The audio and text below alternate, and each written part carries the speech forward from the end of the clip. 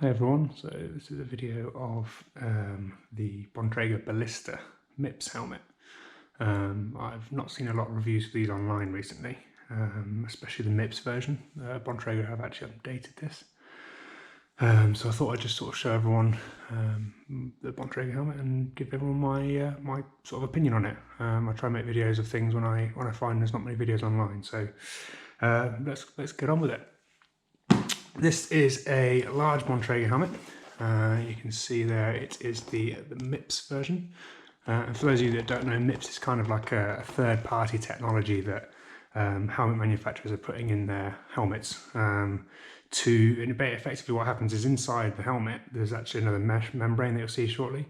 It just allows your head to move slightly once you're inside. It allows your head to move when you make an impact with the floor, rather than the brain taking the brain vibrates within the head with a crash impact. And what this does is it allows for your brain to sort of not take as much of an impact based on the fact that when they hit the floor, that MIP system will sort of react to that. So let's take the helmet out. So as you can see, it comes quite nicely packaged. I've actually worn this before. You can see it's kind of like a sleek aero design. There's not an awful lot of vents on here. You can see it's kind of, it's quite a big one. This is a large, so the large, for example, let's try and find the size of it. It's a large, which means it's a 58 to 63 centimetre. Now, inside, you've got some lovely Bontrager pads. Move this out of the way. And then you can actually see there's a MIP system in here as well. So that's this little plastic system in here.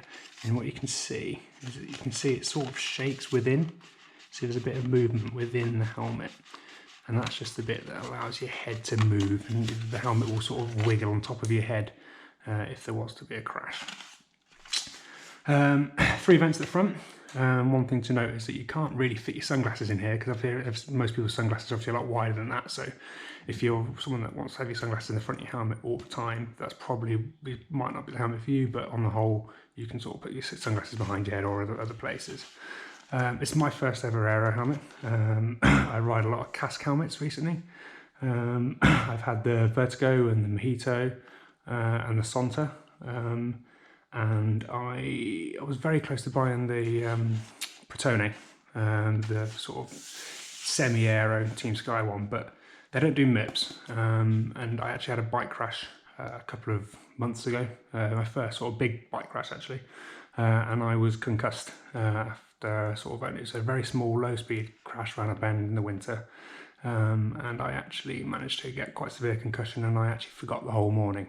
So it sort of made me just take a step back and think sort of the MIPs thing to me is, even if it might be a gimmick, it's sort of just that extra protection, that an extra peace of mind. And I know Bontrager, Specialized, Giro, for example, they are all putting MIPs into their helmets, so there must be something in it. They're not increasing their prices, so obviously there's an element of science behind it that says that this is actually a successful feature.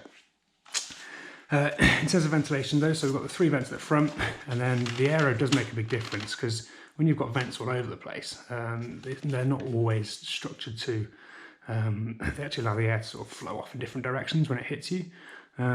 Whereas if you've got an aero helmet, it sort of traps the air in and pushes it across the top of your head.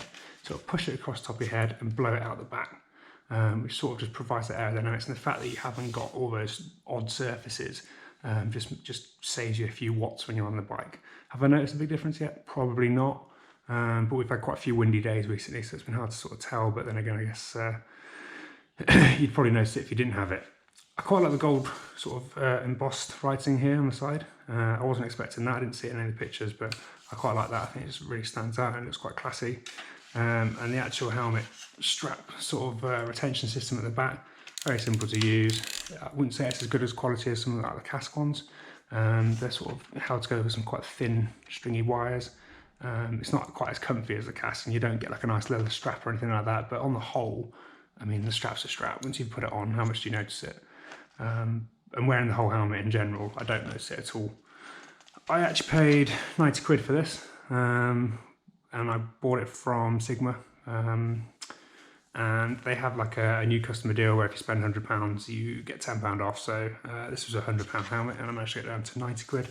It sounds a lot, I appreciate that, and in the world of cycling, in the grand scheme of things, it probably isn't, especially with the MIPs as well. I think you could probably get a MIPs helmet for about 50-60 quid, but when you start going up the range, you start to get slightly nicer quality helmets. They're slightly thinner, they don't make you look like Simon Yates or Adam Yates with a giant Scott helmet on. You look less like Toad from Mario Kart, and you look a bit more professional. So would I recommend this helmet? Absolutely. I think if you're used to cask helmets and the comfort and the quality from those, and you want to stick with cask or something like that, crack on. But I fancied a change because I wanted the MIPs, which casks don't do. And I just decided that the Ballista was the one for me. I've read sort of Cycling Weekly and I don't know, Road CC or whatever, and their reviews are very good for the product. They gave it sort of a 9 out of 10. So yeah, that's my Bontrager Ballista review. Thanks for watching.